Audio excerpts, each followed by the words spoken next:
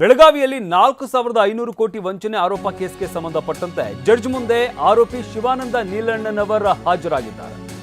5 ದಿನ ಪೊಲೀಸ್ ಕಸ್ಟಡಿಗೆ ನೀಡಿದ ನ್ಯಾಯಾಧೀಶರ ಮುಂದೆ ಹಾಜರುಪಡಿಸಲಾಗಿತ್ತು.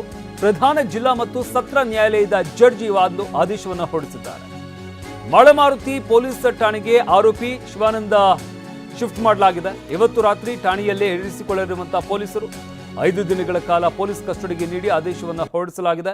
ಬೆಳಗಾವಿಯಲ್ಲಿ 4,500 ಕೋಟಿ ವಂಚನೆ ಆರೋಪ ಕೇಸ್ಗೆ ಸಂಬಂಧಪಟ್ಟಂತೆ ಜಡ್ಜ್ ಮುಂದೆ ಆರೋಪಿ ಶಿವಾನಂದ ನೀಲಣ್ಣನವರನ್ನ ಹಾಜರುಪಡಿಸಲಾಗಿತ್ತು.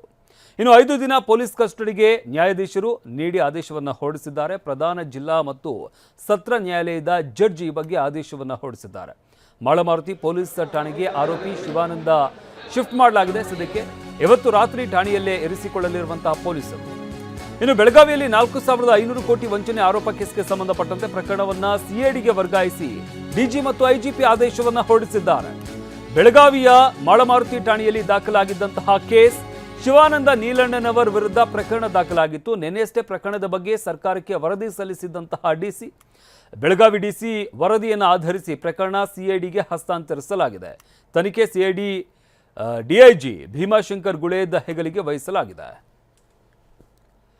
ಈ ಬಗ್ಗೆ ಮತ್ತಷ್ಟು ಮಾಹಿತಿ ನೀಡ್ತಾರೆ ನಮ್ಮ ಪ್ರತಿನಿಧಿ ಸಹದೇವ್. ನಮ್ಮ ಜೊತೆ ನೇರ ಸಂಪರ್ಕದಲ್ಲಿ ಜಾಯ್ನ್ ಆಗ್ತಾರೆ. ಸಹದೇವ್, ಗಮನಿಸ್ತಾ ಇದ್ದೀವಿ, ನೀಲಣ್ಣನವರ್ ಸದ್ಯಕ್ಕೆ 5 ದಿನಗಳ ಕಾಲ ಪೊಲೀಸ್ ಕಸ್ಟಡಿಗೆ ನೀಡಿ ಆದೇಶವನ್ನು ಹೊರಡಿಸಲಾಗಿದೆ ಅಂತ ಹೇಳಲಾಗ್ತಾ ಇರುವಂಥದ್ದು. ಜೊತೆಗೆ ತನಿಖೆಯನ್ನ ಸಿಐಡಿಗೆ ವರ್ಗಾವಣೆ ಮಾಡಿದ್ದಾರೆ ಅಂತ ಕೂಡ ಹೇಳಲಾಗ್ತಾ ಇರುವಂಥದ್ದು. ಒಟ್ಟಾರೆಯಾಗಿ ಈ ಪ್ರಕರಣದಲ್ಲಿ ಇವತ್ತೇನೆಲ್ಲ ಬೆಳವಣಿಗೆ ಆಗಿದೆ?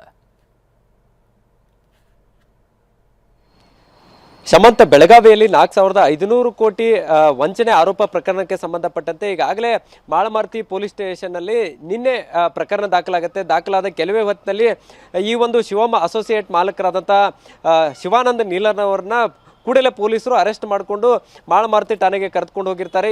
ನಿನ್ನೆ ಇಡೀ ರಾತ್ರಿ ಪ್ರಕರಣದ ಕುರಿತು ತನಿಖೆಯನ್ನು ನಡೆಸ್ತಾರೆ. ಇವತ್ತು ಬೆಳಗಿನ ಜಾವ ಆತನ ಕಚೇರಿಗೆ ಕರೆದುಕೊಂಡು ಬಂದು ಅಲ್ಲೂ ಕೂಡ ಸತತ 12 ಗಂಟೆಗಳ ಕಾಲ ವಿಚಾರಣೆ ನಡೆಸಿರುವಂಥದ್ದು. ನಿನ್ನೆ ಅರೆಸ್ಟ್ ಮಾಡಿ 10 ಗಂಟೆ ಒಳಗಾಗಿ ಇವತ್ತು ನ್ಯಾಯಾಧೀಶರ ಮುಂದೆ ಶಿವಾನಂದ ನೀಲಣ್ಣನವರನ್ನ ಹಾಜರುಪಡಿಸಬೇಕಾಗಿತ್ತು. ಹೀಗಾಗಿ ಎಲ್ಲ ಪ್ರೊಸೆಸರ್ನ ಮುಗಿಸ್ಕೊಂಡು ನ್ಯಾಯಾಧೀಶರ ಮುಂದೆ ಹಾಜರುಪಡಿಸಿರುವಂಥದ್ದು. ಪೊಲೀಸರು ತಮ್ಮ ಕಸ್ಟಡಿಗೆ ನ್ಯಾಯಾಧೀಶರಿಗೆ ಮನವಿಯನ್ನು ಮಾಡಿಕೊಂಡಿದ್ರು. ಸೊ ಪೊಲೀಸರ ಮನವಿ ಮೇರೆಗೆ ಇದೀಗ ಪ್ರಕರಣದ ಗಂಭೀರತೆಯನ್ನು ಅರಿತು ನ್ಯಾಯಾಧೀಶರು ಕೂಡ 5 ದಿನಗಳ ಕಾಲ ಪೊಲೀಸ್ ಕಸ್ಟಡಿಗೆ ಶಿವಾನಂದ ನೀಲಣ್ಣನವರನ್ನ ವಹಿಸಿರುವಂಥದ್ದು. ಶಿವಾನಂದ ನೀಲಣ್ಣನವರನ್ನ ಈಗಾಗಲೇ ಮಾಳಮಾರುತಿ ಠಾಣೆಗೆ ಮತ್ತೆ ಕರೆದುಕೊಂಡು ಹೋಗಿ ಇವತ್ತು ಕೂಡ ವಿಚಾರಣೆಯನ್ನು ನಡೆಸಲಿದ್ದಾರೆ. ಮತ್ತೆ ನಾಳೆ ಆತನ ಕಚೇರಿಯಲ್ಲಿ ಇನ್ನೂ ಕೂಡ ಭಾಗಶಃ ವಿಚಾರಣೆ ಮುಂದುವರಿಯುವಂಥದ್ದು ನಾಳೆ ಕೂಡ ಇರುವಂಥದ್ದು. ಇದೆಲ್ಲದರ ಮಧ್ಯೆ ಇದೀಗ ಪ್ರಕರಣದ ಗಂಭೀರತೆಯನ್ನು ಅರಿತುಕೊಂಡು ಬೆಳಗಾವಿಯ ಜಿಲ್ಲಾಧಿಕಾರಿಗಳು ಏನು ವರದಿಯನ್ನು ಕೊಟ್ಟಿದ್ರು ಆ ವರದಿಯನ್ನು ಆಧರಿಸಿ ಡಿಜಿ ಮತ್ತು ಡಿಜಿ ಅಂಡ್ ಐಜಿಪಿ ಅವರು ಈ ಒಂದು ಪ್ರಕರಣವನ್ನು ಸಿಐಡಿಗೆ ಆದೇಶ ಮಾಡಿರುವಂಥದ್ದು. ಪ್ರಕರಣದ ತನಿಖೆಯನ್ನು ಈಗಾಗಲೇ ಇಲ್ಲಿ SP ಆಗಿ ಕಾರ್ಯನಿರ್ವಹಿಸಿದಂಥ ಸದ್ಯ DIG ಆಗಿರುವಂತಹ ಭೀಮಾಶಂಕರ್ ಗುಳೇದ್ ಅವರಿಗೆ ಈಗಾಗಲೇ ವಹಿಸಿರುವಂಥದ್ದು. ನಾಳೆ ಬೆಳಗ್ಗೆ ಇವರು ಕೂಡ ಬೆಳಗಾವಿಗೆ ಬರ್ತಾ ಇದ್ದಾರೆ. ಬೆಳಗಾವಿಗೆ ಬಂದು ಪ್ರಕರಣದ ಎಲ್ಲ ಮಾಹಿತಿಯನ್ನು ಪಡೆದುಕೊಂಡು ಇವರು ಕೂಡ ಈ ಒಂದು ತನಿಖೆಯನ್ನು ಯಾವ ರೀತಿ ನಡೆಸಬೇಕನ್ನುವಂಥ ನಿಟ್ಟಿನಲ್ಲಿ ಕೂಡ ಈಗಾಗಲೇ ನಾಳೆ ಪ್ಲಾನ್ ಅನ್ನು ಮಾಡ್ಕೊಳ್ತಾ ಇರುವಂಥದ್ದು. ಒಟ್ಟಿನಲ್ಲಿ ಈ ಒಂದು ವಂಚನೆ ಪ್ರಕರಣಕ್ಕೆ ಸಂಬಂಧಪಟ್ಟಂತೆ ಬಹಳ ಗಂಭೀರವಾಗಿ ತೆಗೆದುಕೊಂಡಿರುವಂತಹ ಒಂದು ಕಡೆ ಪೊಲೀಸರು ಈ ಒಂದು ಶಿವಾನಂದ ನೀಲಣ್ಣನವರನ್ನ ಈಗಾಗಲೇ ಕಸ್ಟಡಿಗೆ ಪಡೆದುಕೊಂಡು ನಾಳೆ ಕೂಡ ತೀವ್ರ ವಿಚಾರಣೆಯನ್ನು ನಡೆಸಲಿದ್ದಾರೆ. ಶಮಂತ್, ಧನ್ಯವಾದ ಸಂಜೀವ್ ನಿಮ್ಮೆಲ್ಲ ಮಾಹಿತಿಗಾಗಿ.